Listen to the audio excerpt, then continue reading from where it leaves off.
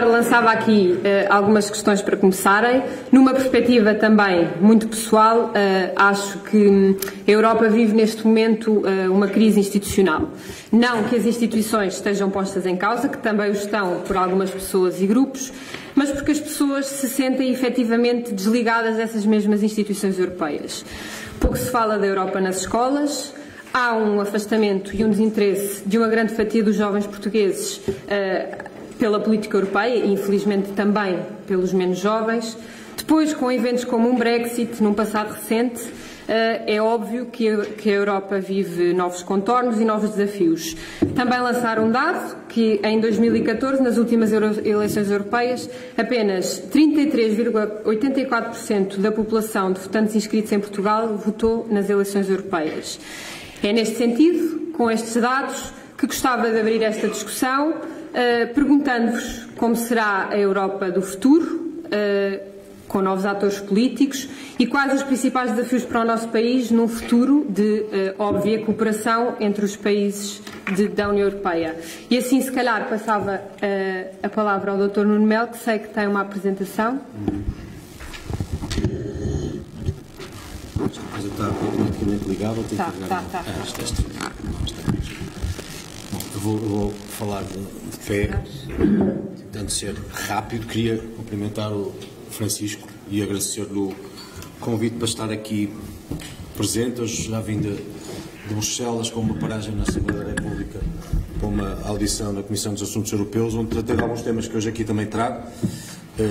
Enfim, queria cumprimentar o Joel, com quem é sempre um gosto muito grande estar. É presidente honorário da JP e também já é um honorário do que quer que seja no CDS, mas do que quer que ele queira ser no CDS. E, enfim, e a nossa estimada moderadora, tenho que dizer que tentarei não dar muito trabalho. Eu trouxe aqui um PowerPoint só porque, enfim, há um outro dado que me parece relevante, tendo em conta o contexto e as próximas eleições europeias, desde logo aquilo que serão as prioridades europeias para cada um dos povos e as prioridades nacionais para esses mesmos povos, onde perceberão que não são necessariamente coincidentes. E nós, às vezes, em campanhas eleitorais, enquanto discutimos Europa ou outros temas, intuímos aquilo que é relevante e muitas vezes passamos ao lado daquilo que interessa a quem depois nas urnas faz escolhas, e se calhar nisso também muitas das razões pelas quais se alheiam e se abstêm, muito embora tendencialmente nas eleições europeias a abstenção seja grande. E o fenómeno não é apenas português. Enfim, este mapa eu trouxe-vos exatamente por causa disso. Eu extraí enfim, tivemos uma reunião de chefes de delegação do Partido Popular Europeu há 2 semanas e, portanto, este estudo de opinião terá 3 semanas, coisa que o valha. E qual é a relevância? Permite-lhes ver quais são as prioridades europeias à esquerda e, portanto, a nível europeu e a nível nacional. E a verde, como veem, trata-se das migrações. Vermelho trata-se do terrorismo. E como percebem, todo o centro da Europa, ou melhor, para todo o centro da Europa e norte da Europa, naturalmente também Grécia, as migrações são o tema que neste momento mais preocupa os povos europeus. Esses povos, pelo menos. E em Portugal é o terrorismo, coisa estranha se pensarmos que Portugal foi este ano considerado o 3º país mais pacífico do planeta, só depois da Nova Zelândia, e não recordo qual foi o outro país, mas se não foi a Islândia, terá sido coisa parecida. Já em relação aos temas nacionais, percebem que em Portugal o tema que preocupa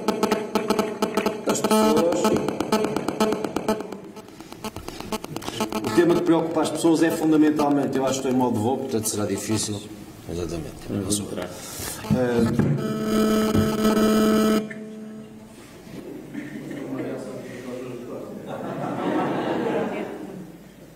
A nível nacional, percebem que o tema que preocupa portugueses, espanhóis, franceses, italianos, genericamente do sul da Europa e gregos, é o emprego ou o desemprego. Porquê é que isto é relevante? Quando nós vamos a votos nas eleições europeias, temos que conseguir conciliar aquilo que são os temas europeus, obviamente, nós somos candidatos ao Parlamento Europeu, mas também tratar as prioridades nacionais e dentro das prioridades nacionais compreende-se para quem esteve intervencionado pela Troika, no caso português, para quem vive o que vive a Grécia, para quem em Espanha começa a dar agora os primeiros passos, e em Itália com uma situação política razoavelmente instável, que o desemprego seja um tema relevante. E eu, quando vi este quadro, fiz uma pergunta que me parecia óbvia. Eu não compreendia como é que o terrorismo seria realmente em Portugal uma prioridade. E depois lá me explicaram, e faz algum sentido, a amostragem não foi recolhida em todos os países da União Europeia, foi recolhida em países tipo, sendo que no caso de Portugal o país tipo foi a Itália. Ora, é evidente que no caso italiano o terrorismo e as migrações têm um peso que em Portugal não é o seu equivalente. E, portanto, pintaram nos outros países basicamente aquilo que, pelo menos a nível nacional, é a preocupação principal italiana. Dito isto, eu começaria pela questão das migrações. Como viram, enfim, as migrações são um tema. E quando falo de migrações, não falamos apenas de refugiados. Este é um lugar comum que se foi instalando. Cada vez que percebemos uma imagem de pessoas a atravessar a Europa, tendencialmente a comunicação social trata essas pessoas como refugiados. Ora, toda a tipologia deste fenómeno, que hoje é conhecida, mostra-nos que a esmagadora maioria dessas pessoas são migrantes. Legitimamente querem um emprego, querem melhorar as suas condições de vida. Em alguns casos são refugiados e há até pessoas que vêm de destinos neste fluxo que não têm nada a ver propriamente com o Médio Oriente ou que são consequência da Primavera Árabe. E para que se perceba que esta não é uma preocupação de países mais radicalizados, onde se note uma ascensão preocupante do extremismo. Recentemente votamos na Hungria o que se votou e já lá vamos. Esta é uma notícia de ontem ou anteontem que eu lhes trouxe da Bélgica. A Bélgica, enfim, estamos a falar do centro da Europa, da capital política da União, e este título do Le Soir que diz é que os belgas querem mais firmeza na questão da gestão das migrações em trânsito. Portanto, nós temos que saber distinguir aquilo que é o politicamente correto, que vai criando, como diria o engenheiro Sócrates, uma certa narrativa, não é? Que depois as pessoas seguem muitas vezes sem pensar e fazem-no acriticamente, e aquilo que verdadeiramente se vai passando. As pessoas podem preferir passar ao lado do tema das migrações porque acham que isso resulta mal, politicamente não vai de encontro às pessoas que depois multiplicam a opinião, mas este é um tema central no debate europeu do momento. É um tema central porque assim o dizem os estudos de opinião e é um tema central porque isso acontece a nível europeu, no caso do estudo que lhes mostrei, como a nível nacional. E para desmontar esta coisa de que quem vem de fora é tudo bonzinho, e eu tenho tido esta fratura muito nítida em debates que vou mantendo com deputados à esquerda, principalmente do Bloco e do PC, mas também às vezes no PS, caso da doutora Ana Gomes. Este quadro ajuda a perceber que realmente o controle das fronteiras externas, para além de uma inevitabilidade de qualquer povo, em qualquer país, do mais desenvolvido da América ao menos desenvolvido da África ou da Ásia, o controle das fronteiras externas é uma prioridade. Foi sempre assim. E, portanto, esta coisa romântica, que agora se começa aqui a vender na Europa, pode vir toda a gente é bonzinha, é boazinha, e que não temos problema nenhum, e que quem suscita a questão é um perigoso radical ou populista. Bom, percebemos o que está aqui. Eu estou a trabalhar num relatório no Parlamento Europeu que é o chamado relatório da interoperabilidade. A interoperabilidade não é mais do que no combate ao terrorismo tratar de desenvolver um sistema que já está desenhado, para informaticamente obrigar à partilha de informações que polícias, entidades de fronteira, muitas outras têm, mas não cruzam. Por exemplo, um dos terroristas que cometeu um dos últimos atentados na Alemanha tinha, suponho que, 17 identificações diferentes, ou tinha tentado esse estatuto com 10 ou 17 ou 15 identificações diferentes. Assim sucedeu com um outro atentado cometido em França, no caso do esfaqueamento dos polícias, para dizer o quê? Trataram-se de terroristas em que tivesse havido troca de dados, tinha sido identificado o caso de múltiplas identidades e os atentados, porventura, não teriam acontecido. Isto o que é? Isto é de um sistema, num dos tais que nós vamos tornar interoperável, mas para já funciona separadamente, e que se chama AFIS, Automated Fingerprint Integrated System, sendo que funciona em cada país, e este foi entregue pela autoridade respectiva numa reunião que tivemos com peritos e que tem que ver com a Áustria. Qual é a relevância da Áustria? É um país de trânsito, está colado à Alemanha, está colado à Hungria, e, portanto, onde muito debate político se tem aqui densificado e tornado um bocadinho radicalizado e com consequências políticas muito significativas. Caso da Alemanha, neste momento a dita extrema-direita do AfD tem mais de 90 deputados no Bundestag, e isso deve-se diretamente a uma decisão da chanceler Merkel, que é boa, de acolher pessoas, mas com uma consequência que resultou nisso. Isto o que é que lhes diz? Diz que de 31.478 pessoas registadas no sistema num ano, dos requerentes de asilo, vem em baixo a verde, portanto o AFIS Hit Results tem, em relação a requerentes de asilo, daquele universo de 31.470 pessoas, dos requerentes de asilo, 6.258 pessoas tinham, nestas foram detectados antecedentes criminais. Diferente tipologia de crime, mas foram detectados antecedentes criminais. E em relação a migrantes, enfim, em relação aos quais usam aquele tema um bocadinho estranho de illegal alien, mas esse tema é também usado nos Estados Unidos da América e foi usado, por exemplo, por Bill Clinton, para perceber que não é uma questão da direita, e o termo é técnico, dos requerentes, enfim, dos migrantes, o mesmo se percebeu em 3.421 pessoas. Ou seja, num universo de 23.470 pessoas, perto de 10 mil, em perto de 10 mil, só por causa deste sistema que recorre às impressões digitais, foram verificadas como tendo antecedentes criminais. Isto só para desmontar um bocadinho aquela ideia de que quem vem é tudo bonzinho e para justificar que realmente o controle de fronteiras tem que acontecer. Nós temos que saber quem vem. Obviamente, como a Europa, que para além de mais tem uma matriz que é judaico-cristã, tem que acolher quem sofre e tem que receber as pessoas e tem que as integrar. Mas tem também que saber separar aquelas que não o são e que, eventualmente, estão aqui para cometer crimes, para prejudicar o nosso modo de vida, para atentar valores de civilização ocidentais que nós queremos respeitar. E, portanto, esse controle tem mesmo que acontecer. E isto leva-nos à questão do relatório da Hungria. Bom, para que fique aqui muito claro, eu votei a favor de uma, digamos, censura que o Parlamento Europeu fez a um regime húngaro que tem como presidente o Viktor Orbán, que preside ao Fidesz, que por seu lado é um partido que integra o PPE, o nosso grupo político no Parlamento Europeu. Porquê é que eu votei a favor? Não é por isto. Isto é o disparate que foi votado, para que percebam como a discussão política europeia pode também ser contaminada naquilo que é relevante pelo que não interessa nada, ou pelo que é uma agenda política à esquerda. Somos todos, enfim, para começar tem que perceber que o CDS não é o PNR. E quem não perceber isto estará porventura no partido errado. Significa que nós defendemos, entre outras coisas, um Estado de Direito.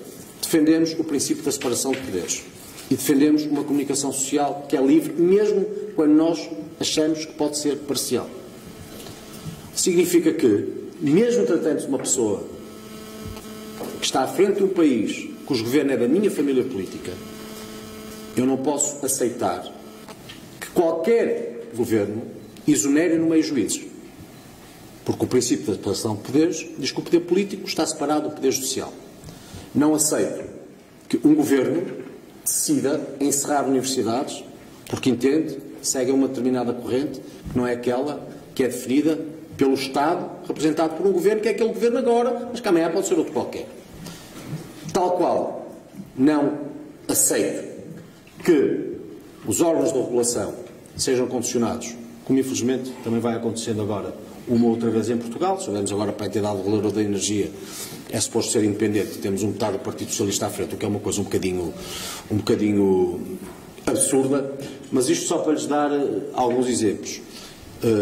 E não aceito realmente que se à venezuelana nacionalizem órgãos de comunicação social simplesmente porque noticiam aquilo que nós, eventualmente, não gostamos, que seria da nossa vida, se fôssemos encerrar órgãos de comunicação social em Portugal só porque noticiam aquilo de que nós não gostamos. De resto, eu quero agradecer muito à Lusa a sua presença aqui. Eu sei que não são propriamente, enfim, noutras circunstâncias estariam meio, mas está a Lusa e faz um papel que é indispensável, que é o da comunicação social. Tenho pena que não esteja mais ninguém, mas está pelo menos a Lusa, o que é muito bom, porque pelo menos permite passar alguma mensagem. E, portanto, por tudo isto, violação do princípio da separação de poderes, intermissão na autonomia universitária e nacionalização de órgãos de comunicação social livres, eu entendi que tinha que votar este relatório, como votaram muitos outros deputados do PP. E, francamente, pode haver quem se veja melhor do lado da senhora Marine Le Pen ou até próximo da Liga Norte em Itália. Eu peço imensa desculpa, mas não é o meu caso. Porque o CDS é um partido do arco, não é apenas da governabilidade. É um partido referencial da democracia e de valores civilizacionais ocidentais de que não pode prescindir. Mesmo conjunturalmente se tente para isso encontrar justificação. Agora, o que é que a reboque disto constou do relatório de uma senhora que é de esquerda, dos Verdes, a senhora Sargentini, e que foi votado, para mostrar aqui como a agenda à esquerda, naquilo que é lógico, entra para que seja aprovado, mesmo quando não tem nenhuma lógica, porque, vamos cá ver, sabem, na União Europeia vigora um princípio que é o da subsidiariedade, e, portanto, os Estados devem estar, a União Europeia deve estar e fazer onde os Estados não façam melhor. Isto que constava do relatório de censura à Hungria é simplesmente a afirmação do disparate, que nenhum Parlamento Europeu que saiba coexistir com um país que é soberano poderia aceitar. As medidas adotadas para reduzir isto, a Hungria foi censurada também por isto, porque as medidas adotadas para reduzir a mortalidade materna são insuficientes. Bom, se fôssemos assim, estávamos a censurar quantos outros países da União Europeia. O montante mínimo das pensões de velhice é insuficiente. Desde quando é que isto é matéria da União Europeia? O montante mínimo de auxílio aos candidatos a emprego é insuficiente. Desde quando é que isto é matéria europeia? A duração máxima do pagamento de subsídios de desemprego é demasiado curto. Desde quando é que isto é matéria da União Europeia? O nível de prestações de rendimento mínimo é inferior a 50%. Desde quando é que isto é matéria da União Europeia? Ou, por exemplo, no conceito de família, a Hungria não reconhecer o casamento entre pessoas do mesmo sexo. Desde quando é que isto é matéria da União Europeia? O casamento entre pessoas do mesmo sexo não existe em muitos países da União Europeia. E, portanto, isto para dizer o quê? Quando havia pretexto para censurar a Hungria, não censurar no sentido de excluir a Hungria, mas chamar a atenção para voltar a trazer para aquilo que são padrões que nós entendemos de referência de um Estado de direito democrático, a pretexto disso incluem temas que são temas de esquerda, que passaram no relatório e que são simplesmente absurdos, contra os quais eu votei, mas com uma particularidade, é que o relatório é votado por roll call vote, significa que no final a pessoa carrega o botão e sabe o que está a votar.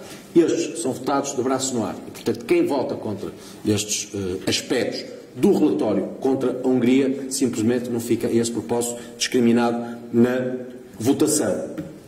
E, portanto, enfim, daqui queria dizer-lhes que é muito curioso verificar naquele primeiro quadro, não sei se já perceberam que o Brexit não é já sequer tema. Já ninguém fala no Brexit. Está dado como adquirido que o Reino Unido vai sair e, portanto, as pessoas não têm nisso nenhuma preocupação. Acontece que o Brexit é realmente uma circunstância grave que, entre outras coisas, nos vai fazer perder muitos milhões de um orçamento e uma União que, no que tem que ver com Portugal, nos traz a isto que ele está. O que é também a União Europeia? Nós temos Portugal, que a propósito dos fundos de coesão, os fundos de coesão são os fundos que nos permitem corrigir assimetrias e aproximar da média dos outros países a 28, no caso será a 27, Portugal vai perder 7% dos fundos da União, dos fundos de coesão. E verificarão que há vários outros países que vão ganhar, vários outros países que vão perder. Ora, o que não é aceitável quando se discutem impostos europeus, e eu vou terminar com os impostos europeus, que se pedem sejam pagos por todos por igual, na distribuição dos fundos, se prejudiquem precisamente aqueles que, estando mais atrasados, justificariam no critério, fossem dos mais beneficiados nessa distribuição. E ali o que é que percebem? Percebem que Portugal, à direita, Portugal tem um rendimento per capita neste momento de 77% da média da União Europeia. É o rendimento médio em Portugal. Portugal pede perde 7% de fundos de coesão. O Luxemburgo, por exemplo, tem um rendimento per capita de 253% da média da União Europeia. Não perde um cêntimo. 253% da média da União Europeia, não perde um cêntimo. Mas países como a Dinamarca, que tem um rendimento de 125% da média da União Europeia, vão ter um aumento de 2% dos fundos de coesão. E países como a Bulgária e a Roménia, que serão, pelo menos a Roménia, mais ou menos equivalentes a Portugal, do ponto de vista da criação de riqueza, vão ter mais 8% dos fundos de coesão. Qual é a relevância disto? A relevância disto é que quando nós temos políticos europeus a defender uma Europa a duas velocidades, e inclusivamente políticos com grande relevância, alguns gostariam de ser a prazo presidentes de comissão, a defenderem que o grupo de países mais ricos deve dirigir e orientar o grupo dos países mais pobres na zona euro, mas depois a distribuição dos fundos de coesão, que nos permite aproximar dos mais ricos, é assimétrica em nosso prejuízo. Então, basicamente, estamos a assegurar em relação ao futuro que Portugal não se aproxima dessa média e que vamos ter que ser dirigidos por um dito diretório supostamente mais rico, mas sem mandato, que não é possível numa União Europeia que eu acredito, que é de iguais, de países que são realmente soberanos. E isto vale também para o rendimento, já lá vamos, Beck, não é por ser o António Costa, mas é porque isto carece de uma explicação. Isto que disse para o rendimento per capita vale para o crescimento. Porque naquele gráfico, algumas das justificações que dão, para perceberem o disparate como funciona alguma da decisão europeia. A moção que eu apresentei a Congresso dizia mais Europa, menos Bruxelas. Por vezes significa mais solidariedade, em boa verdade, e menos burocracia, mas essa burocracia permite as soluções mais disparatadas. Em condições normais, não se argumentava sequer como se argumenta para justificar aquele quadro. Por exemplo, porque é que alguns países, no argumentário da Comissão, são beneficiados em relação a outros? Por causa das políticas de migração. Acolher pessoas. Ora, os mais beneficiados são a Roménia e a Bulgária. Na Roménia e na Bulgária não entram refugiados. Não entram migrantes, ponto final parágrafo. Portanto, não é argumento. O outro argumento é o das alterações climáticas.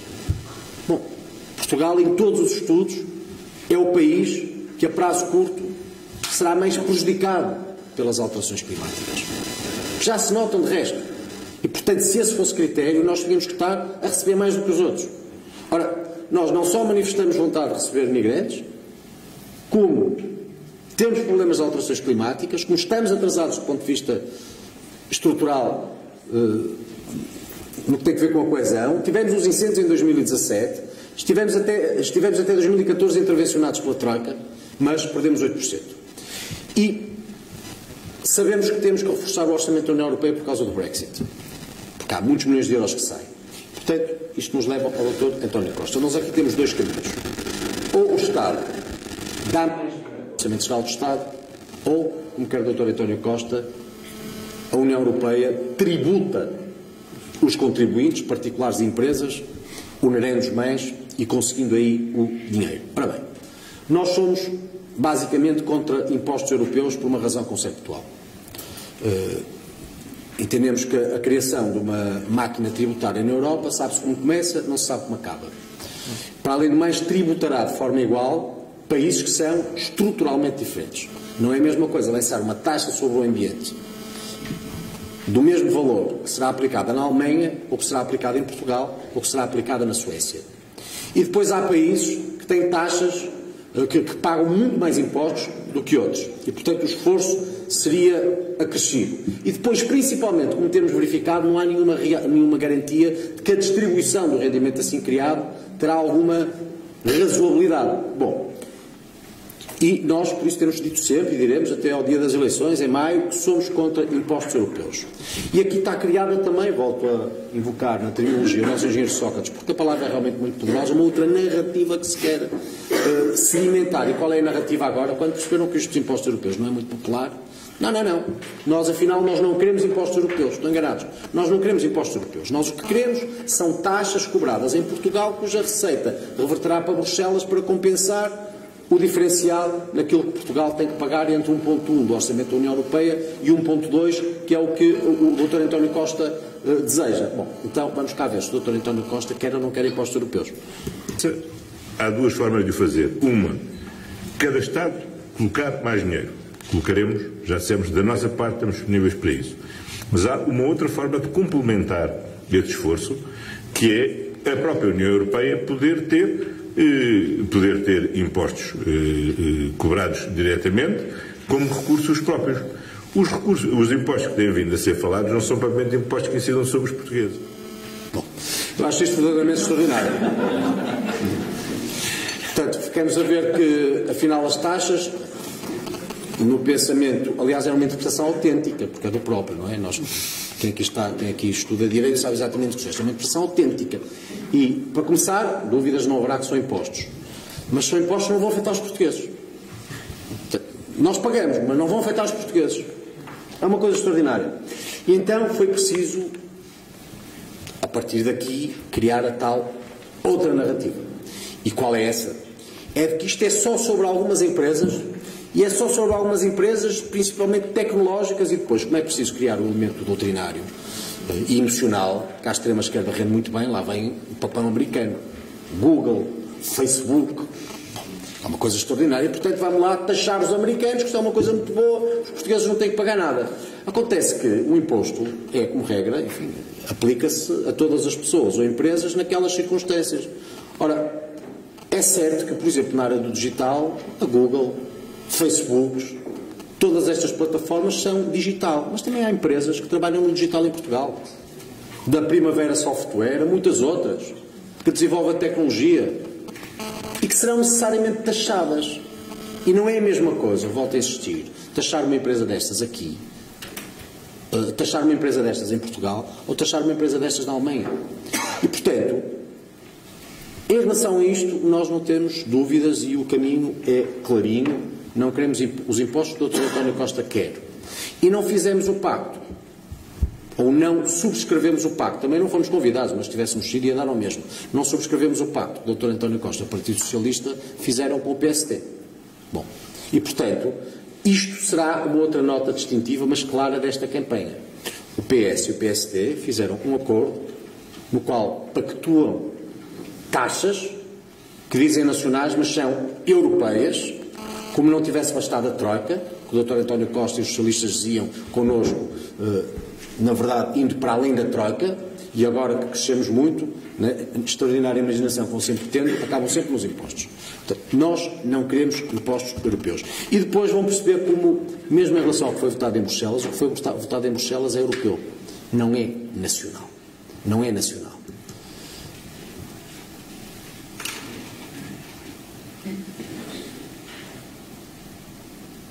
Isto é só uma nota que também é extraordinária, porque quando dizem que fixam taxas europeias para não prejudicar os contribuintes portugueses, mas depois querem transferir os direitos aduaneiros, que são do Orçamento Geral do Estado, para Bruxelas. Ora, tirar dinheiro do Orçamento Geral do Estado português, que é transferido para Bruxelas, obviamente que tem como consequência necessária entrar no bolso dos contribuintes nacionais. Porque quando falta no Orçamento Geral do Estado, vai-se ter que encontrar no outro lado qualquer. Portanto, nem sequer isto é muito racional e faz muito sentido. Enfim, esta coisa são os portugueses é só para reforçar. Se fôssemos nós, isto saía todos os dias, mas não importa nada. E para quem tenha dúvidas sobre se estamos a falar de impostos europeus ou impostos nacionais, taxas se quiserem, para mim a questão é realmente semântica, cobrarem uma taxa ou um imposto, que interessa é que eu vou pagar. Tanto se dá o que lhe vão chamar. Mas isto foi votado em 26 de fevereiro de 2018 com o meu voto contra, expressamente, com os votos a favor do PS, com os votos a favor do PSD. Fiscalidade ambiental. Solicita à Comissão que pondere a introdução a nível da União Europeia de uma taxa sobre os plásticos. Portanto, para que não haja dúvidas, é a nível da União Europeia. Podem agora passar todo o tempo, até maio de 2019, a dizerem que não querem taxas nem impostos europeus, que o que querem são receitas nacionais que revertem para Bruxelas. O que é um facto e releva é o que votam. E o que votam consagra a possibilidade de impostos que são europeus. Já agora, só terminar, uma taxa sobre plásticos, obviamente que os plásticos são poluentes, também não afeta da mesma forma todos os países.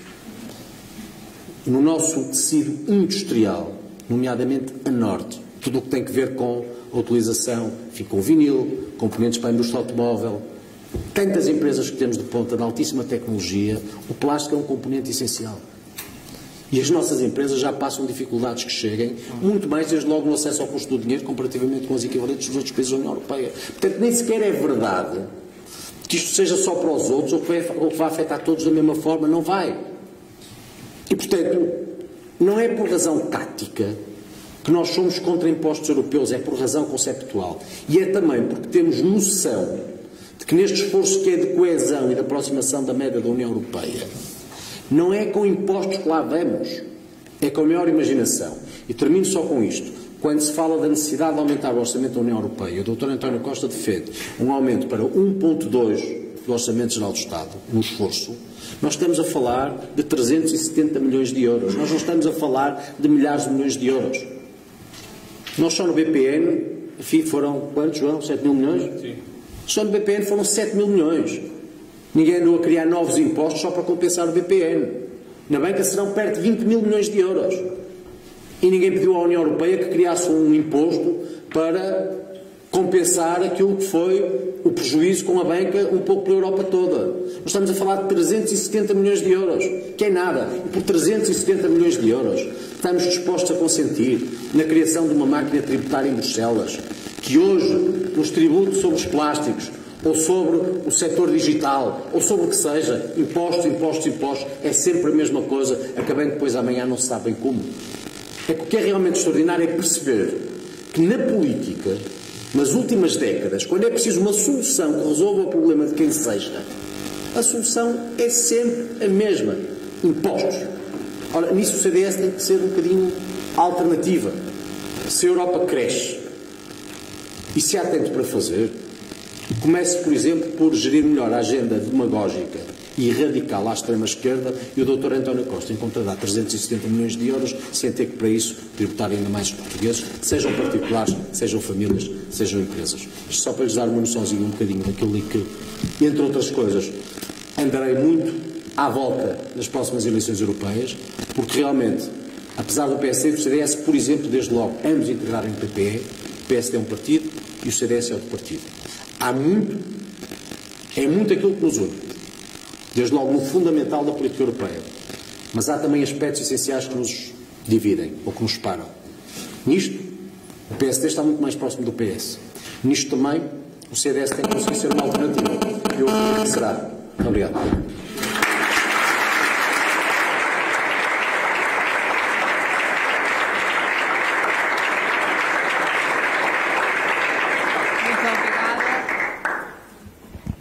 Muito obrigada. Passava agora a palavra ao Dr. João Almeida. Muito obrigado, Inês. Eu quero, em primeiro lugar, cumprimentar o Francisco Rodrigues dos Santos, nosso Chicão, grande presidente da Juventude Popular, o Nuno Melo, nosso eurodeputado, vice-presidente e muitas vezes a voz do partido em muitas causas que todos nós sentimos que, se não fosse o CDS e se não fosse o Nuno, não tinham voz em Portugal, e agradecer à Inês também por ter dado a palavra, dar-vos também a todos um cumprimento grande. É com gosto que volto à Escola de Quadros, já não estava cá nos últimos anos, não calhou poder vir, mas acho que é um extraordinário projeto do CDS e da Juventude Popular, e desejar-vos as maiores felicidades na edição de este ano. O Nuno trouxe um PowerPoint, e um PowerPoint que sintetizou muito bem aquilo que é o ponto que estamos aqui a tratar, do futuro da Europa e principalmente do futuro próximo da Europa. Eu trouxe uma solução aqui um bocadinho mais convencional, trouxe 2 livros pequenos, só para enquadrar um pouco o que aqui está em causa. Um é muito simples, uma pequena história da Europa.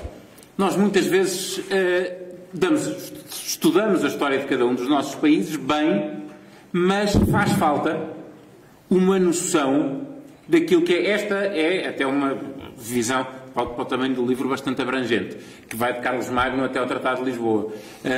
Mas o que é difícil, e depois tem bastantes falhas no conteúdo. Mas para perceber uma coisa, nós temos, cada um dos países, a sua história, mas a Europa tem uma história ao longo deste tempo todo. E a história da Europa, ao longo de todo este tempo, é uma história de guerras e uma história de alianças.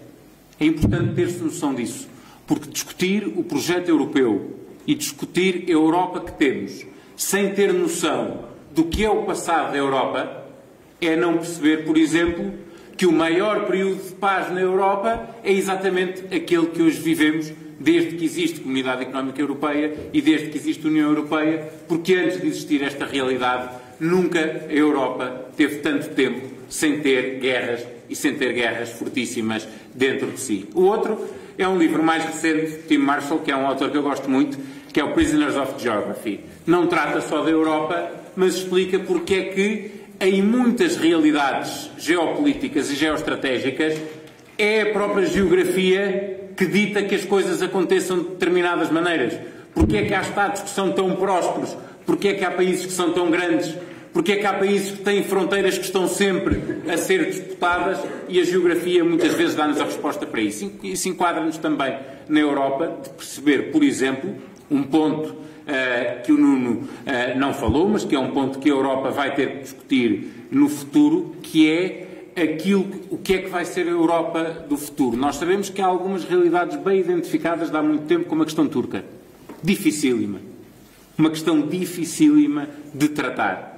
A Turquia, por um lado, levanta questões gravíssimas do ponto de vista das liberdades e dos direitos humanos. Por outro lado, eu não sei se têm noção disso, tem tido uma utilidade brutal enquanto tampão do ponto de vista das migrações, ficando com muitos migrantes que de outra forma entrariam na Europa a troco de acordos que a Europa vai fazendo com a Turquia, sempre com a expectativa de eventualmente a Turquia um dia vir a entrar na União Europeia. Outra zona complicadíssima são os Balcãs, onde a influência da União Europeia e a influência russa estão em disputa todos os dias. Não só na Sérvia, também muito na Sérvia, que obviamente vai usando essa posição, sendo, por um lado, interessada em aderir à União Europeia, mas sendo um parceiro tradicional da Rússia, e isto é essencial, porque se nós formos depois para outras lógicas, perceber se os Balcãs optam por uma aliança mais próxima da Rússia, em alguns dos países isso é impossível, noutros é possível, ou se optam por uma proximidade maior à União Europeia, o que isso quer dizer, por exemplo, noutra realidade que poucas vezes é discutida em conjunto com a da União Europeia, que são as fronteiras da NATO.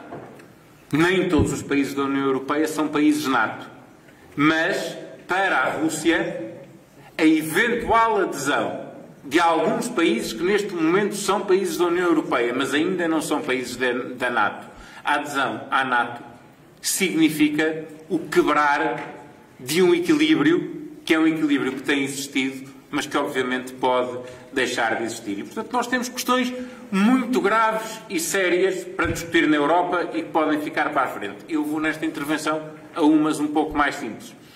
Porquê é que as pessoas não se interessam pela Europa? E a Inês nos dizia que apenas 33,84% dos portugueses votaram nas eleições europeias. Eu tenho aqui 6 motivos, não há nenhuma ordem especial, não são exclusivos, mas são alguns que eu acho que são relevantes. Um que acontece muito em Portugal, mas que acontece em todos os países da Europa e que é um problema da atitude dos políticos nacionais. Se repararem, sempre que há um grande projeto nacional, normalmente ele é comparticipado numa dimensão bastante razoável por fundos europeus. Haverá alguma nota de rodapé ou um parágrafo de um discurso em que se refere a esse tipo de apoio. Mas o herói desse grande projeto nacional é o político nacional que o inaugurou. E isto serve tanto para os governos como para as câmaras municipais, se calhar até serve mais para as câmaras municipais. E, portanto, há um desfazamento brutal entre aquilo que é a nossa noção do desenvolvimento que tivemos nos últimos 20 ou 30 anos e o contributo que a Europa efetivamente deu para que nós tivéssemos este desenvolvimento durante os últimos 20 ou 30 anos. Porque não houve essa transparência, não basta estar lá a bandeira da União Europeia no cartaz que está à porta da obra com o alvará, para as pessoas de facto realizarem que a nossa pertença a esta realidade, a nossa integração no contexto europeu, foi decisiva para tudo aquilo que nós tivemos de desenvolvimento nos últimos anos. Há algumas coisas melhores, outras coisas menos boas. Mas a questão é que nas menos boas já toda a gente sabe que a culpa foi da Europa. Porque aí os políticos nacionais não perdem um segundo a explicar que se determinada prioridade foi assim e não foi de outra maneira, é porque a Europa definiu que, por exemplo, neste quadro estratégico, só se podia apoiar este setor e não podia apoiar outro. Cada vez que confrontarem um Presidente de Câmara com o facto de ter construído uma piscina ao lado de outro concelho que já tinha uma piscina, ele vai-se dizer, pois é, mas eu queria ter tido dinheiro para lar de idosos, mas a Europa só dava dinheiro para construir piscinas. A mesma coisa agora com as ciclovias. Toda a gente diz que constrói ciclovias porque o dinheiro da Europa só dá para construir ciclovias. Mas nunca disseram que tudo o resto que fizeram no Conselho foi também com dinheiro europeu e não foi exclusivamente com o dinheiro que essas autarquias tinham.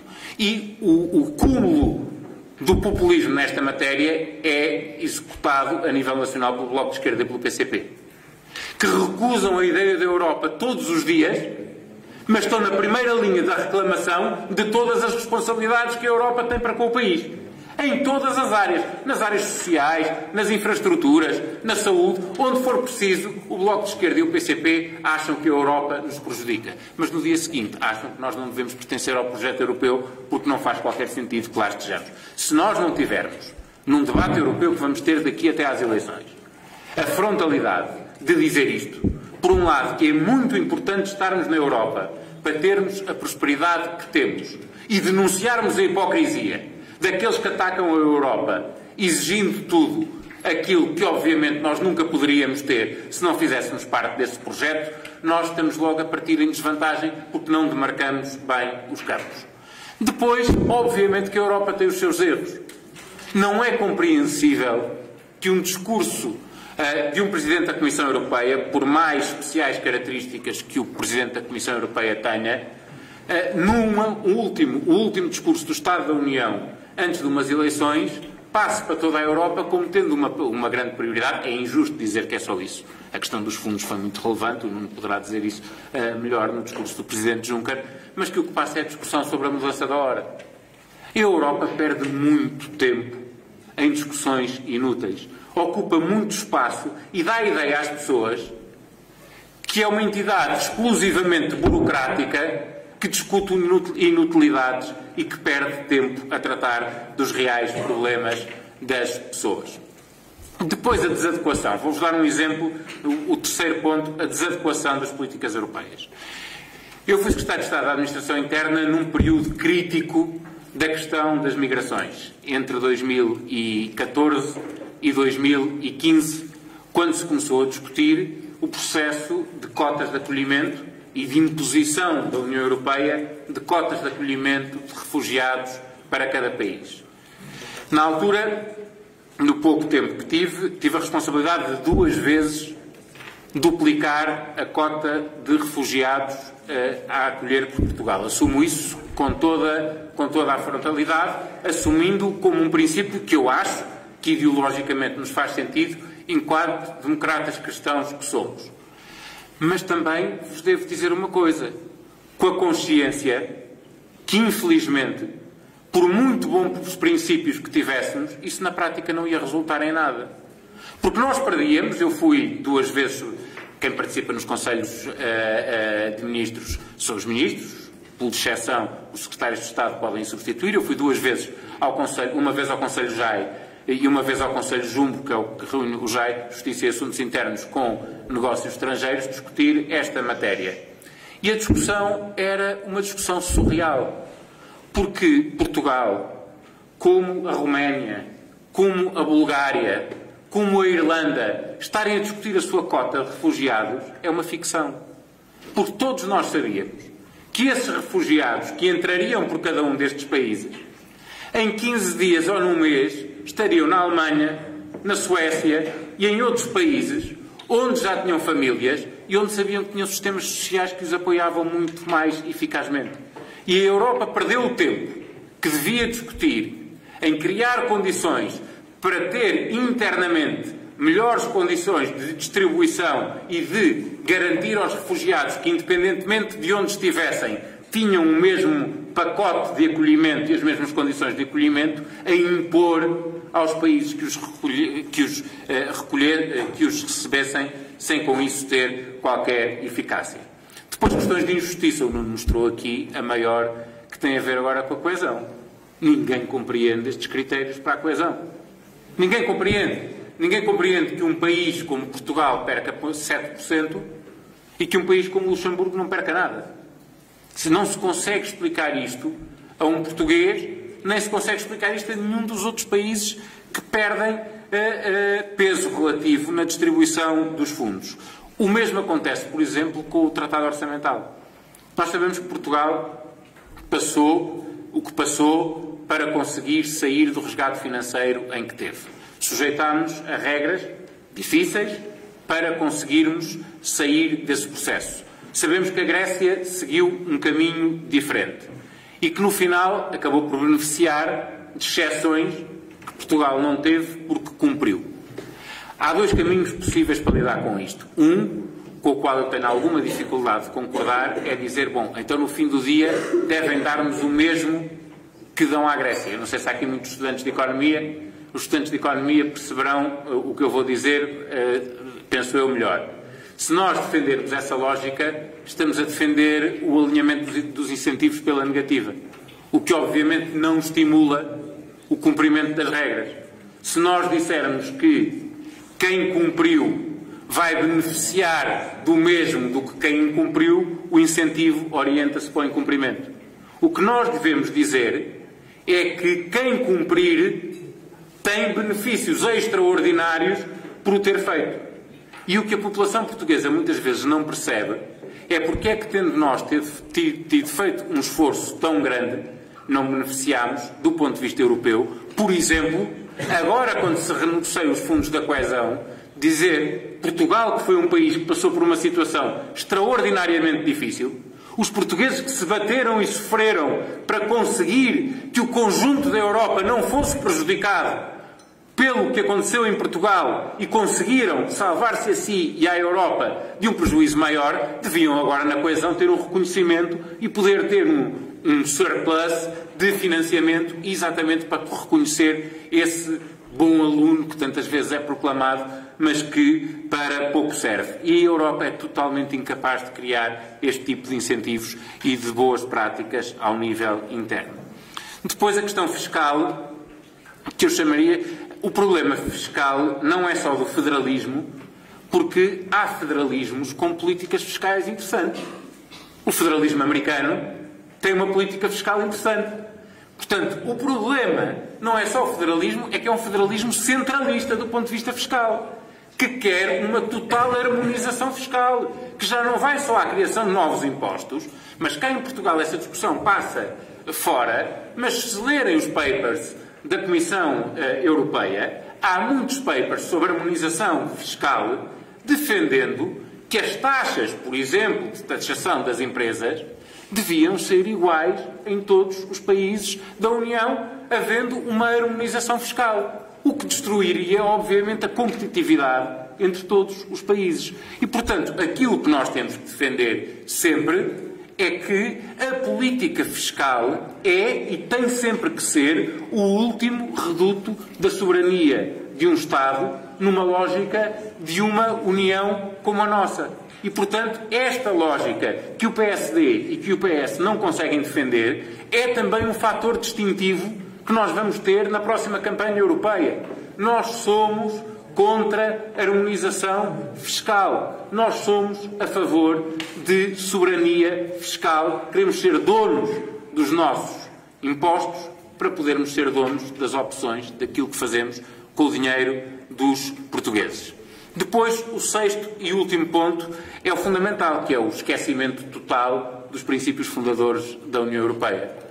A União Europeia não se fundou para estas coisas que já dissemos, para algumas coisas interessantes, como deixar de ter roaming quando viajamos de um país para o outro, de podermos fazer Erasmus e isso ser importante para o nosso desenvolvimento. São coisas importantes da União Europeia, atenção. Não, a União Europeia é diabolizada muitas vezes, mas há pequenas coisas do nosso dia-a-dia em que a União Europeia é decisiva. Mas esqueceu-se o fundamental. A União Europeia é uma união de paz, de liberdade e de prosperidade. E é por isso que tem que continuar a ser uma união coesa. Porque a paz não é garantida. O que se passou na Ucrânia há pouco tempo, o que se passou nos Balcãs há um pouco mais de tempo, é estranho a um português que não, das nossas gerações, que não viveu nenhum período de guerra, mas não é estranho a europeus. Quem aqui já teve a oportunidade de participar em representação da JP, eu tive no passado há uns anos também, em reuniões em que estão representantes de outros países, é muito impressionante ouvir falar colegas nossos que vivem na mesma União Europeia que nós, mas que vivem em cenários de guerra. Porque isso existe. E percebermos que o sucesso do projeto europeu passa também por conseguir evitar esses períodos, esses processos. Isso tem muito a ver com, por exemplo, a questão dos independentismos. E com a questão de, bem perto de nós também, nós termos fenómenos desse género. E vocês vejam quem é que escreve nos Twitters e nos Facebooks a favor daquilo que se passa, por exemplo, na Catalunha. Quem é que são os agitadores de alguma esquerda portuguesa? Eu sei que também há à direita, muito respeitáveis. Eu acho, percebo muito bem os instintos de defesa dos independentismos, mas cuidado com o alimentar de desagregação de unidades que foram muito difíceis de construir e que, se desagregam, vão criar problemas novos que nós nem conseguimos imaginar. A questão da liberdade é a mesma coisa. Esta ditadura do politicamente correto tem muito também de europeu e nós não podemos aceitar. O que o Nuno disse da censura à Hungria é inaceitável. É a manobra típica da esquerda europeia de pegarem 3, 4, 10 razões totalmente legítimas e unânimes para censurar o regime húngaro e fazer a sua propaganda de ideologia de género, de uma série de outras matérias que fazem parte da sua agenda política, misturando tudo como se fosse a mesma coisa. E a liberdade é a liberdade de nós podermos escolher o caminho que queremos e não haver um caminho oficial europeu. Não há uma ideologia oficial europeia. Nós temos de defender uma Europa que é multi-ideológica e que tem espaço para todos e que combate os radicalismos, não pela exclusão, já agora aproveito de dizer isto também, não pela exclusão, pela ilegalização, mas que combate pela melhor forma de combater os radicalismos, que é mostrando a virtude da liberdade que esses radicalismos negam. Por fim, a prosperidade. Eu terminava com isto porque acho que é uma mensagem importante. Tem a ver com a questão das migrações, e que o Nuno falou também, e com a questão da África. A Europa falha mais uma vez aqui porque não percebe que a questão está na origem. Quando a África está a crescer populacionalmente como está, quando a Europa tem o inverno demográfico que tem, nós temos que perceber que as próximas décadas vão ser décadas de fluxos muito importantes entre a Europa e a África. E, portanto, muito mais importante do que nós andarmos a regular apenas o trânsito das pessoas, nós devemos perceber que a grande prioridade da Europa deveria ser investir em África e investir na prosperidade de África. Não impondo regimes, mas se calhar promovendo sistemas. Promovendo sistemas. Aquela tentação da Europa exportar os seus modelos políticos, em vez de tentar promover, por exemplo, os seus sistemas económicos e sociais, é um erro brutal. É muito mais importante nós conseguirmos que em África se consiga criar um conjunto de economias que assegurem emprego e que comecem a assegurar sistemas sociais para que haja essa prosperidade em África, do que nós queremos construir regimes fantoches artificiais que depois não têm uma sociedade civil que os consiga aguentar. No fundo, eu acho que estas eleições europeias, que podem parecer à partida umas eleições com menos conteúdo, são, para quem esteja a começar a fazer política, um enorme desafio de nós percebermos que nos básicos muitas vezes está aquilo que é essencial da nossa participação. E que, indo ao início daquilo que é a razão de ser, de fazermos política, de sermos um Estado soberano, de pertencermos à União Europeia com outros Estados soberanos, de sermos livres, de querermos a prosperidade e defendermos a paz, está muito daquilo da razão de ser daqui estarmos, mas também de sermos diferentes e de merecermos os votos dos portugueses, pelos quais trabalharemos certamente na campanha eleitoral.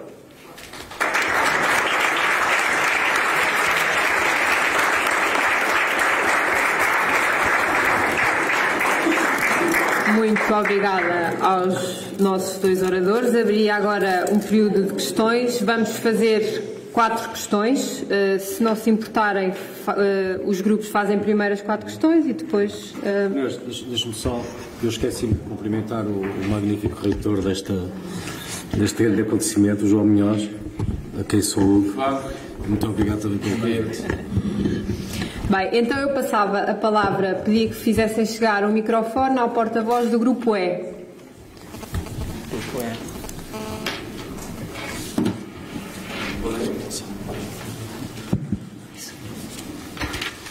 Boa noite. No sentido da pró-Europa, eu vinha questionar ao Dr. Nuno Melo qual é a posição partidária a uma possível centralização no poder de decisão direta nos orçamentos de Estados junto do Banco Central Europeu. Agora pedia que passassem a palavra ao porta-voz do Grupo F e pedia que se identificassem também, se faz favor. Boa noite, eu sou António, sou representante do Grupo F e queríamos perguntar que constatámos que através dos fenómenos como o Brexit e dos extremismos eurocéticos que abundam por toda a Europa, é possível perceber que o atual modelo europeu não responde aos anseios dos cidadãos. E se por isso a Europa deverá continuar a seguir o caminho de tentar convencer os cidadãos a apoiar o atual projeto europeu, ou se pelo contrário deverá reprogramar-se de forma a se adaptar melhor às mentalidades dos europeus de hoje. Obrigado. Grupo H.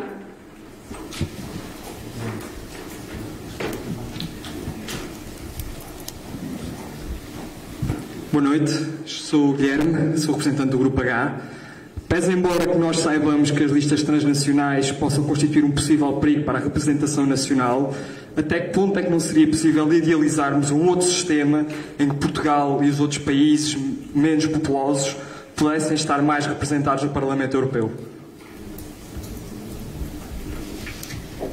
E finalmente o Grupo J. Boa noite. Eu sou Salvador e sou representante do Grupo J.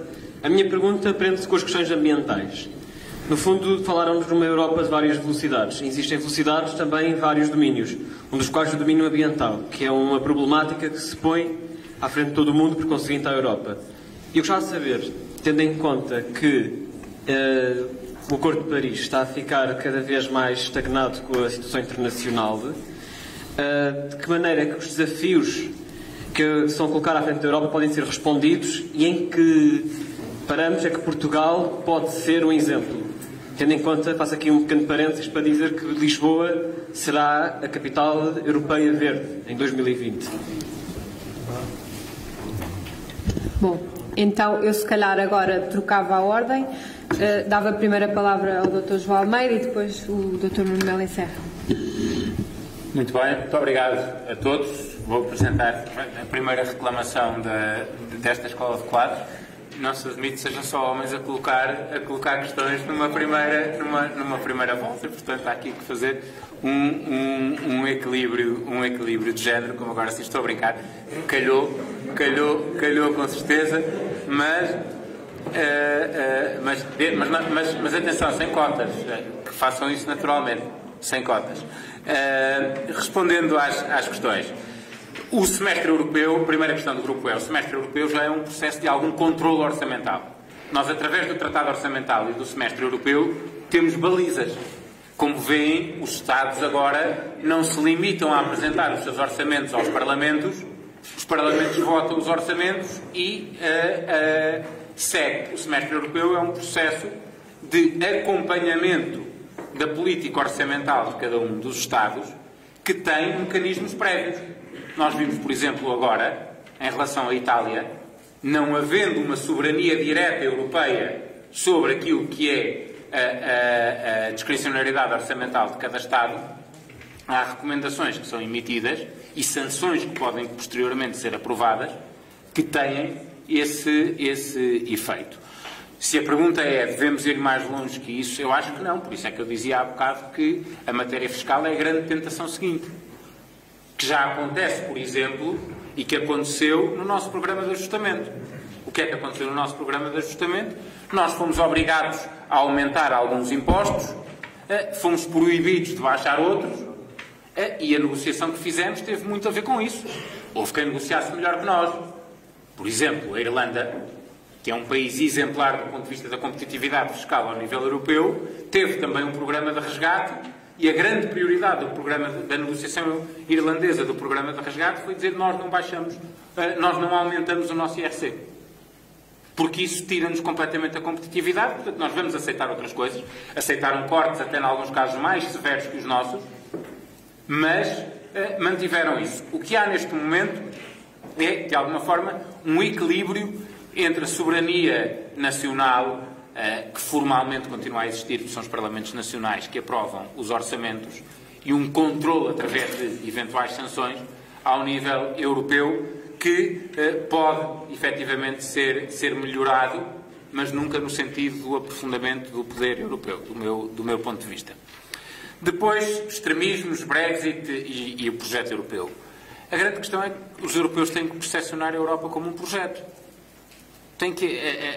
Aquelas causas que eu dei anteriormente fazem com que efetivamente haja esse desfazamento.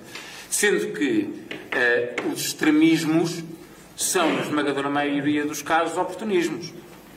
E, portanto, não devemos também ignorar isso e achar agora que a Europa falhou em tudo e, portanto, por isso é que aparecem estes fatores de extremismo. Nós vivemos um pós-crise económica e isso teve impacto em diversos países e isso faz, por si, surgir esse oportunismo de um discurso mais fácil e vivemos, eventualmente, uma crise do ponto de vista da representatividade, mas que é uma crise mais profunda. Eu isso gostava de ter uma resposta forte, mas não tenho, porque nós temos países em que os partidos tradicionais continuam a resistir bem, temos países em que os partidos tradicionais desapareceram por completo, temos países em que quem emergiu se afirmou e consolidou, temos países em que quem emergiu desapareceu imediatamente, e o caso mais, por ser um país grande, o caso mais que torna mais difícil esta análise provavelmente é a França. Como é que nós olhamos para o que está a acontecer em França e conseguimos encontrar uma resposta simples para o problema que tu colocaste, António? Os partidos tradicionais tiveram as suas dificuldades, o extremismo à direita, que já existia em França, portanto não é propriamente uma novidade, cresceu mais, mas apareceu uma coisa totalmente nova que conseguiu derrotar isso. E que pouco tempo depois entrou em crise. E que tem, eu lia isso a semana passada ou há 15 dias, não há memória de um presidente francês que em tão pouco tempo tenha perdido tanta popularidade. E se nós olharmos uns meses para trás, não há memória de um presidente francês eleito que tão pouco tempo antes tivesse tão pouca popularidade. E, portanto, esta lógica do efêmero que muitas vezes acontece torna difícil a resposta àquilo que tu dás, com algumas exceções, como o caso de Portugal, que tem tido um sistema de partidos relativamente equilibrado e estável e alguma resistência a extremismos. Mas não há, do ponto de vista do projeto europeu, uma solução que, digamos assim, nós na Europa devemos fazer isto ou aquilo para acabar com os extremismos. Eu gostava de ter uma resposta, gostava que o Nuno também tivesse, mas acho que é difícil. Mas há uma coisa que nós temos que fazer. É uma grande lição do Papa João Paulo II. É provavelmente a melhor frase de todas do Papa. Hoje em dia é mais popular e natural citar o Papa Francisco. Eu, como já sou um bocadinho velho, cito o João Paulo II, que é: não tenhais medo. E uma coisa muito importante é não ter medo. Nós não termos medo dos valores que defendemos, de afirmar os valores que defendemos. Nós não termos medo da violência com que muitas vezes os extremismos são afirmados. Atenção que o Papa João Paulo II dizia isto num contexto de resposta ao nazismo primeiro, porque ele foi na sua juventude um resistente ao nazismo ainda na Polónia, e depois de um grande combatente ao comunismo. Portanto, aos dois grandes extremismos. Quem nos diz isto é um homem que combateu os dois grandes extremismos do século XX. Não tenhais medo. E, portanto, é isso mesmo, nós acreditarmos nos nossos valores, sermos capazes de os afirmar e acreditarmos que, com isso, vamos conseguir que a sociedade escolha também um caminho. Eu vou sempre dar ao mesmo, porque acho que é o essencial, sendo personalista, acredito muito nisso, que é cada um de nós acreditar que é mais livre numa sociedade sem extremismos do que numa sociedade com extremismos. Porque o contraponto é simples. Uma sociedade de extremismos é feita de polos. E por muito que nós gostemos do polo que está por cima neste momento, a consequência é que vamos gostar muito pouco ou sofrer muito se o polo virar e se o extremismo entrar cair para o outro lado. E por isso é que o equilíbrio da liberdade, o equilíbrio do Estado de Direito, o equilíbrio da justiça social são a chave para conseguirmos. Agora, se nós não conseguimos aplicar essas políticas, depois falhamos. O Guilherme, as listas transnacionais, completamente contra listas transnacionais. Não vejo que isso seja forma de poder melhor representar os países. Já há uma ponderação, o Nuno poderá explicar melhor eventualmente, mas já há uma ponderação. A distribuição dos mandatos dos eurodeputados não é totalmente proporcional. Há alguma ponderação, mas também é preciso termos consciência de uma coisa. O Parlamento Europeu já tem uma dimensão, Nuno, que eu não sei se consegue, do ponto de vista nacional, tirando os muito grandes Estados. A questão é de alianças, completamente. É uma lógica muito mais de alianças e de forças políticas do que uma questão de Estados. Aliás, eu não sei como é que terão sido as votações, quantas vezes é que os deputados portugueses votaram todos no mesmo sentido. Portanto, ter mais na lógica de afirmarmos mais o país, não sei efetivamente se isso até corresponderia. Porque a orientação, como sabem, no Parlamento Europeu, depois, os grupos não são por países, são por partidos, e, portanto, aí eu acho que o que nós temos de ter mais é exigência para outro setor, não só no Parlamento Europeu, sobre o Parlamento Nuno poderá falar melhor, mas nós somos muito pouco exigentes sobre a participação de Portugal nos conselhos. Nós sabemos muito pouco do que defendem os nossos ministros. Muito pouco. E isso passo para a pergunta do Salvador. O que é que nós sabemos do que é que Portugal defende nos Conselhos de Ministros do Ambiente? O que é que não sabemos nada? Como não sabemos de outras áreas, não há um escrutínio, e isso é muito importante. Nós temos uns debates no Parlamento Nacional, que tivemos ontem, sempre que há um Conselho Europeu. O Conselho Europeu é chefe de Estado e de Governo, onde se debate muito pela rama aquilo que vai ser discutido, e o Primeiro-Ministro fala do que se vai discutir e cada partido diz o que é que acha. Mas relativamente às questões setoriais há muito pouco debate. E aí eu acho que deveríamos afirmar também, com o reconhecimento que também quando estivemos no Governo não o fizemos por aí além. Não o fizemos por aí além, mas se houve uma área em que fizemos foi exatamente a área do ambiente numa das suas vertentes. E puxando a brasa à nossa sardinha, para fechar, vou puxar a brasa à nossa Presidente do partido. A Assunção Cristas conseguiu, enquanto Ministra do Ambiente, uma coisa muito importante, que foi pôr na agenda europeia a agenda azul, a agenda do mar, a agenda dos oceanos, e conseguir dar ao nível europeu uma dimensão importante a uma política que com certeza é essencial para Portugal. Porque tendo nós não só aquilo que já temos, como tendo o nosso projeto de alargamento da plataforma continental e de um exercício de soberania por um lado e de algum controle por outro de uma área muito importante do Atlântico, essa capacidade de, quando exercemos responsabilidades, pormos na agenda matérias relevantes, e a Cimeira do Mar que ela organizou em Lisboa na altura foi um sucesso, é uma forma de podermos afirmar estes princípios. Terminava agradecendo a todos vós esta oportunidade, dizer que foi muito gosto que aqui estive hoje convosco.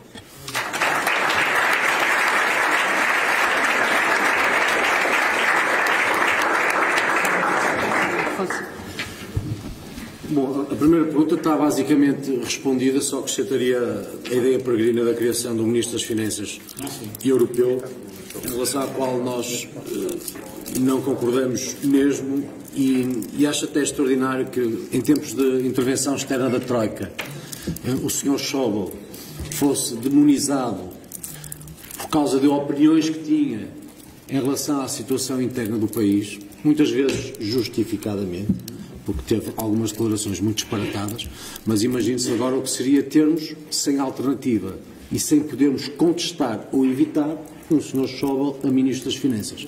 Não a dar opiniões sobre a nossa política de finanças públicas, mas decidindo aquilo, do ponto de vista financeiro e orçamental, teríamos que fazer.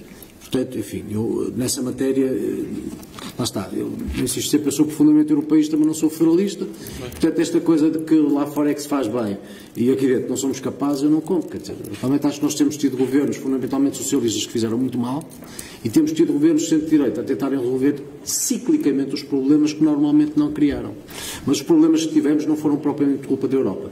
Foram largamente culpa de governos socialistas, particularmente um governo que foi trágico, e que entre 2006 e 2011 conseguiu transformar uma dívida de 60% do produto interno bruto em perto de 111% do produto interno bruto. Um irresponsável que assim se comporta e que se chama José Sócrates foi primeiro-ministro deste país, onerando-nos para muitas gerações porque o povo votou nele. E eu não estou certo que se hoje fosse a votos não voltasse a ter uma razoável expressão nas urnas. E portanto, enfim, nem tudo é problema da Europa e seguramente que, apesar disso, soluções centralizadas em Bruxelas não seriam a descoberta da pólvora. De resto, eu acho extraordinário que grandes setores políticos, à esquerda a começar, mas não só, tenham um discurso que é regionalista e, portanto, contra uma certa macrocefalia lisboeta, argumentando que se tem que retirar poderes ao Sul e a Lisboa para distribuir pelo resto do país, mas depois têm uma facilidade imensa e uma disposição para transferir de Portugal para Bruxelas aquilo que são áreas fundamentais da nossa soberania, porque afinal em Bruxelas já se fará melhor do que se faz em Lisboa. São coisas que eu realmente não entendo. E que obedecem, lá está, ao tal politicamente correto, que depois vai sendo criado, repetido, e não deixando a alternativa a quem pense de outra forma, porque aí, não seguindo a cartilha, normalmente comete o pecado. E felizmente hoje em dia nós podemos, apesar de tudo, através de muitos meios de comunicação, marcar uma diferença. Eu acho que essa diferença há de ser valorada também nas próximas eleições europeias, nas próximas eleições legislativas, porque nesta massa mais ou menos indistinta o CDS vai fazendo alguma diferença.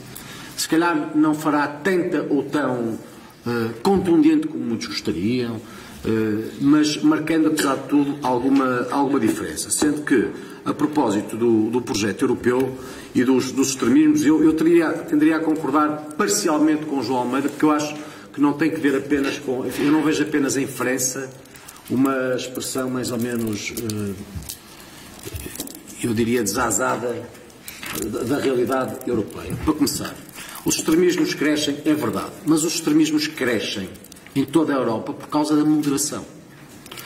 Só há opções extremistas nas urnas porque durante anos partidos ditos moderados que pediram para si os votos, garantindo que sem os votos nesses partidos a sociedade se radicalizava, se envolveram em casos inacreditáveis de corrupção, em casos do pior que a política pode gerar. E quando assim é, as pessoas que neles votaram, só porque esgotadas de maus exemplos e muitas vezes de poderes judiciais incapazes de sancionar justificadamente e com justiça, se assim se lhe pode dizer, se sentem tentados a experimentar a alternativa radicalizada nas urnas. E isto não se passa só em relação à França, em relação ao Macron. O resto da última sondagem para as eleições europeias, o Macron mantém-se a par de Marine Le Pen, com perto de 25% de intenções de voto. E o Partido Republicano tem cerca de 13, 14% de intenções de voto para as eleições europeias. Mas, pelo caminho, eu gostava de recordar que o grande Partido Socialista francês, o François Mitterrand, com o candidato Hamon, nas últimas eleições presidenciais francesas, teve 6,4% dos votos. Imaginem o que seria o Partido Socialista Português, que teve maiorias absolutas, ou o PSD, de repente numa eleição ter 6,4% dos votos. Foi isso que aconteceu em França. O Partido Socialista desapareceu. Parte desse Partido Socialista integrou-se no projeto Macron. Mas também grande parte do Partido Republicano enfim, que era o partido de Sarkozy e que hoje representa, como eu disse, cerca de 14, 15% nas urnas. E o que se passa em França, numa mudança que nós tendemos a não valorizar suficientemente, vai acontecendo noutros países e mostra-nos uma tendência que, se para já não permite que muitos destes ditos radicalismos vençam, já, e eu acredito, será uma questão de tempo. E será uma questão de tempo porque a política é feita de movimentos pendulares. Foi sempre assim. Nas democracias exacerbadas, nas tendências totalitárias, mas os movimentos são pendulares. O que de resto corresponde à natureza humana. Nós cansamos tudo, cansamos na moda, cansamos de um determinado tipo de roupa, como nos cansamos na música de um determinado tipo de música, como se calhar gostamos muito de um sítio e depois apetece-nos ir ao outro. E em relação à política, aos sistemas políticos, também acredito que seja um bocadinho assim. E quando os sistemas políticos começam a falhar, as pessoas querem alternativas, querem mudar. Porque na vossa geração é particularmente trágico nesta mudança. Mas se repararem, Itália é outro grande país, e o que se passa em Itália é quase um caso de estudo. Sim. Um partido que funciona como uma espécie de democracia popular, que se chama 5 estrelas, em que para tomar uma decisão convocam o plenário, tal qual alguns quereriam aqui no finado PREC, não é? Funciona assim e vence eleições. Quer dizer, e do outro lado temos que dá conferências de imprensa do lado de Marine Le Pen. E alguns acharão, bom, mas isto não se trata de extremismo, é uma coisa mais musculada. Não é só uma coisa mais musculada. Tenho noção que tem, no propósito, basicamente, a mesma motivação que tem o PCP ou o Bloco. No essencial da política europeia, a Marine Le Pen e os equivalentes dali do Norte votam com o PCP e com o Bloco. E o propósito é realmente destruir o projeto europeu. E o projeto europeu, se bem que nós tenhamos tido a início uma abordagem que será em certa medida crítica, os principais beneficiários do projeto europeu são as pessoas da vossa geração. E quem não tiver noção disso, desculpa, mas não tem noção de nada. Eu ainda sou de uma geração que viveu o fim do Império. Nasci nos anos 1966. Tenho memória do fim do Império. Eu recordo das aulas começarem no colégio com o meu irmão, a primeira coisa que se fazia era tudo de pé cantar o hino nacional, que eu até estava muito bem. Aconteceu o 25 de Abril e o PREC. Tenho memória da bandalheira, absoluta, do seu oposto. Como tenho memória da consolidação da democracia, da adesão à CE. Assisti este país a transformar-se. E isso mede-se em hospitais, sistemas de saúde, o dito Serviço Nacional de Saúde, que é nacional porque é pago pelos impostos dos contribuintes portugueses. Só com o dinheiro desses impostos não existia. Simplesmente. Existe porque há muito dinheiro da Europa que entra todos os dias. Nos hospitais, nas pontes, nas estradas, em projetos de investigação, em projetos ambientais, em projetos estudantis, de partilha de experiências. No meu tempo não havia Erasmus, nem Leonardo da Vinci, nem coisa que se parecesse. Não havia nada. Havia um Interrail, se os nossos pais nos dessem dinheiro para irmos pela Europa fora, e certamente que a motivação primeira não era estudar. E hoje qualquer aluno na vossa geração quer, vai para qualquer parte do mundo e tem quase tudo pago. Isto acontece porque a União Europeia. Isto para lhes dizer que os principais beneficiários deste projeto são a vossa geração, que tem o que a minha nunca teve oportunidade e que tem muito mais a perder do que a minha, porque se eu não experimentei, também não tinha nada a perder. E é talvez por isso que eu acho particularmente feliz o nosso cartaz que anda aí na rua, não é propriamente pela minha cara, eu talvez por isso, cada vez que o vejo, mudo de rua porque me chateia ver-me a mim próprio, mas é pela mensagem Europa. Nós podemos ser críticos em relação a aspectos parcelares deste projeto comum, mas temos que ter a Europa como um desígnio que não pode ser desmantelado. E muitos destes movimentos que são, desse ponto de vista, extremistas, têm como propósito desmantelar, de uma perspectiva nacionalista, a União Europeia. Ora, eu acredito na União Europeia num projeto que é de nações. Mas sou europeísta, não sou federalista. E por isso o meu combate é contra o federalismo. Mas não significa que o meu combate seja contra a União Europeia. Muito pelo contrário. Só que eu quero uma União Europeia reconvertida ao seu projeto fundacional. E o projeto fundacional da União Europeia não dava a Bruxelas competência para me decidir sobre aquilo que eu tenho que fazer, pensar, escrever, estudar, da mesma forma da Finlândia até Portugal. E eu acredito profundamente no princípio da subsidiariedade. E é por ele que eu luto, e é o princípio da subsidiariedade que está a ser posto em causa. O Brexit não acontece por causa de uma manifestação da personalidade exótica dos britânicos, propriamente. Que de resto tiveram um império com grande longevidade. os povos dos países que constituem o Reino Unido deram cartas no mundo, para além do mais, do lado dos aliados, são os principais responsáveis. Depois, com os norte-americanos, enfim, pela vitória contra quer o nazismo na Segunda Guerra Mundial, quer contra as potências totalitárias naquilo que foi o fim dos impérios da Primeira Guerra Mundial. E, portanto, quem acha que o Brexit e a saída do Reino Unido é uma questão menor, não está a ver bem o filme. Porque a grande vantagem da União Europeia, entre outras coisas também, foi agregar num projeto político aquelas que foram as principais potências beligerantes durante a Primeira e a Segunda Guerra Mundial. Eu perceber que se há uma dissidência ou uma divergência, ingleses, franceses, alemães e italianos no Parlamento Europeu discutem politicamente e não pelas armas aquilo que antes os dividia. E esse é um património fundamental.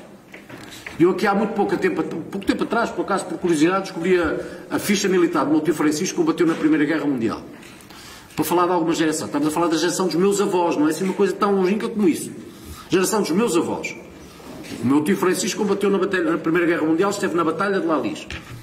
Foram gaseados, fazia parte do batalhão do Minho e a maior parte, ou grande parte, morreu naquela batalha. Os portugueses combateram, muitos morreram. Quantos hoje evocam a memória dos portugueses que morreram na Primeira Guerra Mundial?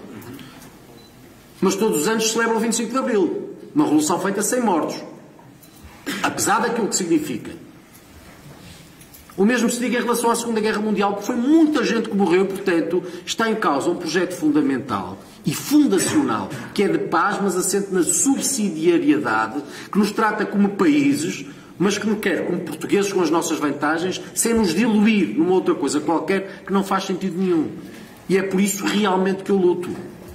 E quando percebo as fraturas no Parlamento Europeu, vejo nelas a vantagem de quem, mesmo nessas fraturas, apesar disso, mantém juntos os que antes estavam desavindos. E a saída dos britânicos é, desse ponto de vista, uma tragédia. E perceba-se, em toda essa culpa que é dos ditos partidos moderados, o que significam as alternativas que estão a ser encontradas um pouco por toda a Europa.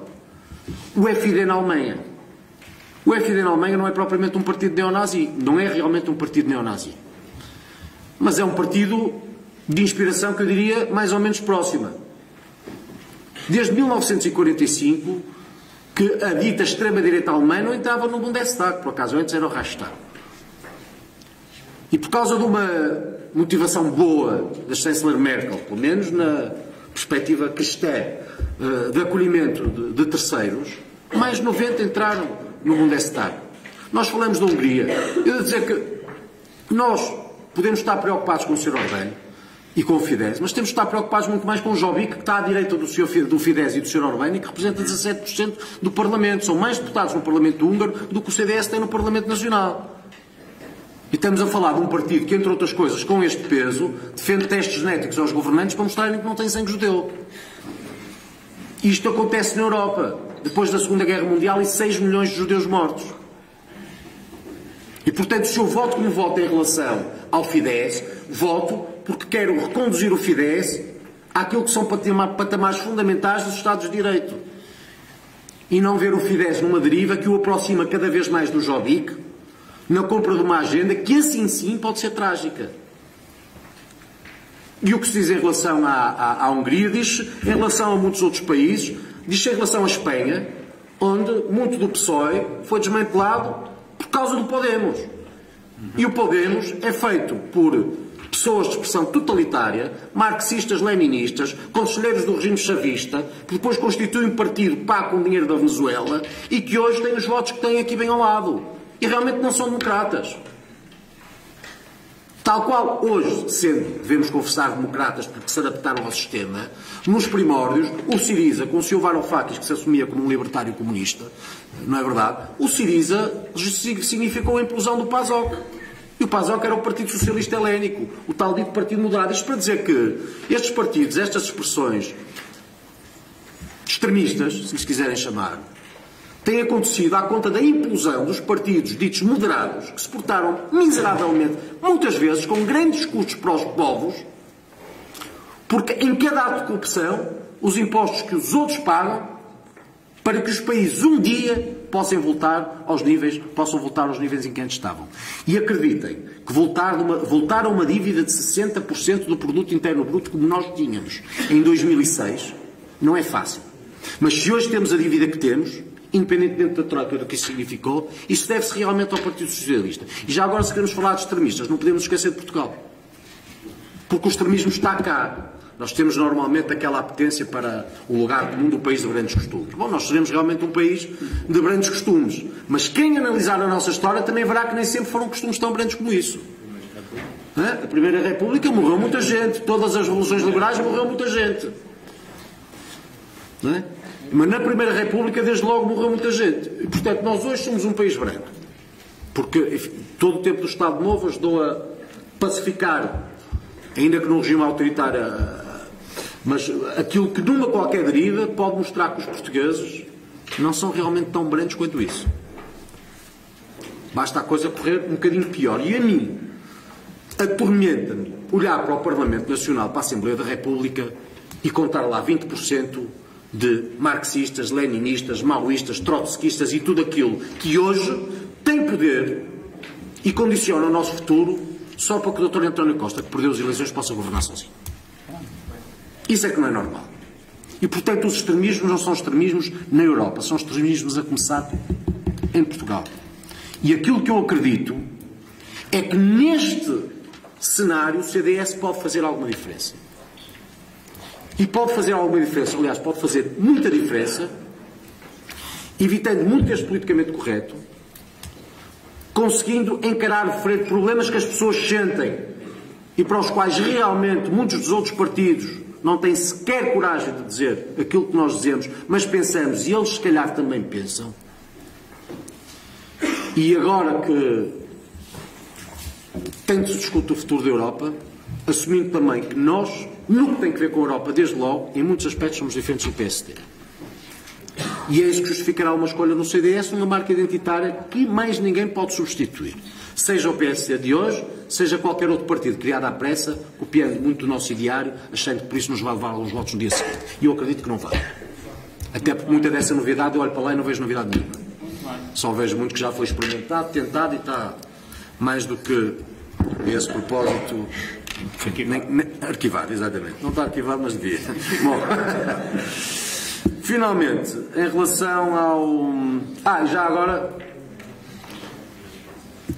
Em relação àquilo de nós... Eu nunca verei a Europa como os Estados Unidos da Europa, porque... Como os Estados Unidos da América na Europa, porque, obviamente, todo o processo administrativo de construção desses Estados não tem nada a ver. Os Estados Unidos da América nascem de um povo que colonizou o território que era britânico, fundamentalmente, uma língua, que era o inglês, um desígnio comum, que era uma consagração de Estados independentes que formaram uma confederação e depois uma federação, e que, apesar da guerra civil, tiveram sempre o mesmo interesse estratégico. E a União Europeia é o seu oposto. A União Europeia é feita de países, uns muito antigos, caso Portugal, outros muito recentes, que combateram entre si, com línguas diferentes, com passados que vão desde impérios com vocação atlântica, caso de Portugal, ou do Reino Unido, ou outros com dimensão mais continental, sempre virada a norte, caso, entre outros, da Alemanha durante muito tempo, e todos os países que resultaram da desagradação do Império Austro-Húngaro. Mas até por isso percebam uma coisa. Foram presos uns quantos empresários portugueses na Venezuela não vai há muito tempo atrás. 20 dias atrás. Vários empresários cujo pecado tinha sido, dizia o ditador Maduro, tinha que ver com a manipulação de preços. Alguém viu a senhora Mogherini, em nome da União Europeia, protestar pela detenção arbitrária e ilícita de cidadãos que são europeus? Eu não vi. Eu não vi. De resto é curioso porque no dia em que eu estava a assinar o requerimento dirigido à senhora Mogherini, os portugueses foram libertados, porque era uma curiosidade que realmente tinha. E agora eu faço a pergunta, imagine-se que, não sei, 10 empresários alemães ou franceses tinham sido detidos na Venezuela. Na mesma ocasião. Alguém achará que no dia seguinte a senhora Mogherini não estava a dar conferências de imprensa a exigir a libertação? E é por isso, por uma Europa entre iguais que eu luto. Eu acredito numa Europa em que os portugueses não são menos, também não têm que ser mais do que quaisquer outros. Sendo que em muitos momentos poderiam até invocar pelo seu passado muito maior contributo do que outros para um projeto, volto a insistir, não se mede só nem pela demografia, nem pelo tamanho do território, nem pelo peso da sua economia. Começa desde logo numa língua, que é a sexta mais falada na Europa e é a mais falada no Hemisfério Sul, que são oportunidades de trabalho, que são oportunidades de negócio, são muito relevantes connosco para a União Europeia. É realmente todo um passado, tudo aquilo que fizemos um pouco por todo o mundo. África, Ásia, América. É um povo que soube sempre adaptar, é um povo que está em todos os países da União Europeia. É um povo que representa 30% dos luxemburgueses, mas que ao mesmo tempo está nos países mais recônditos. Tudo isto significa oportunidades. E por isso eu não vejo os portugueses como os filhos de um Deus menor. Não aceito sequer que pela nossa circunstância sejamos tratados de periféricos. E acho que devemos ser protagonistas fundamentais por tudo aquilo que fomos, mas pelo futuro que também devemos encarar com confiança pela frente no futuro da União Europeia. E é exatamente por isso que eu luto. Mas também lhes digo e só termino com isto. Enfim, pensarão, está ali o eurodeputado a dizer umas coisas, são as jornadas parlamentares, queremos ir dormir, a noite vai tarde e queremos fazer muita coisa. Acreditem só nisto. O que é normal também, eu com a vossa idade pensaria porventura isso, mas não só. A vossa geração tem tudo a perder se o projeto europeu colapsar.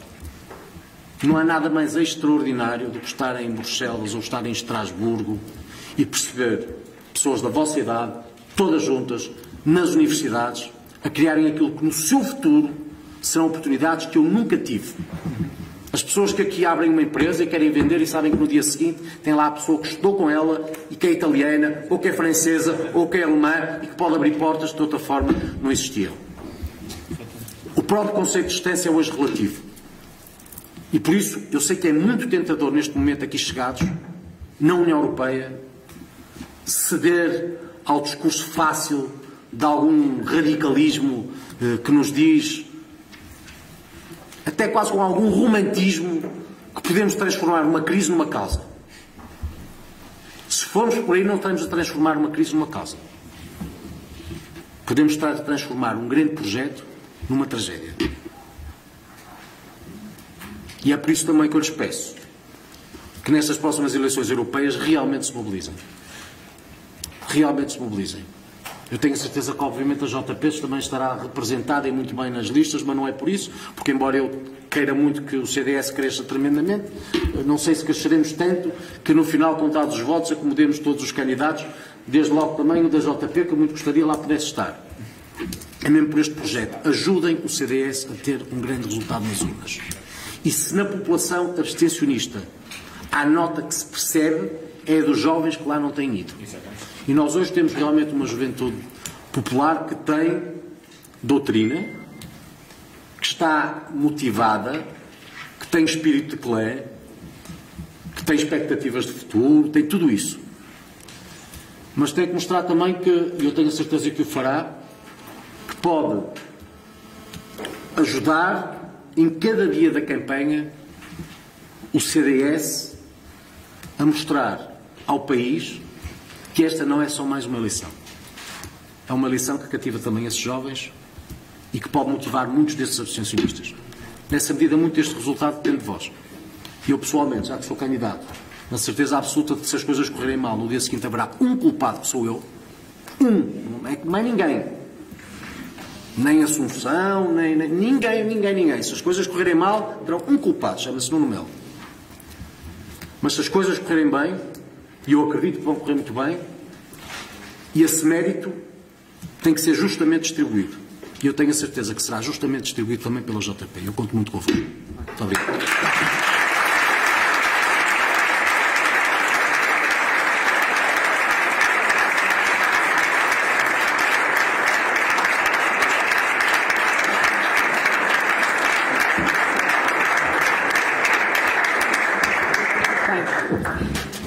Agradeço uma vez mais a presença e a disponibilidade dos nossos oradores. É para nós um gosto poder aprender convosco.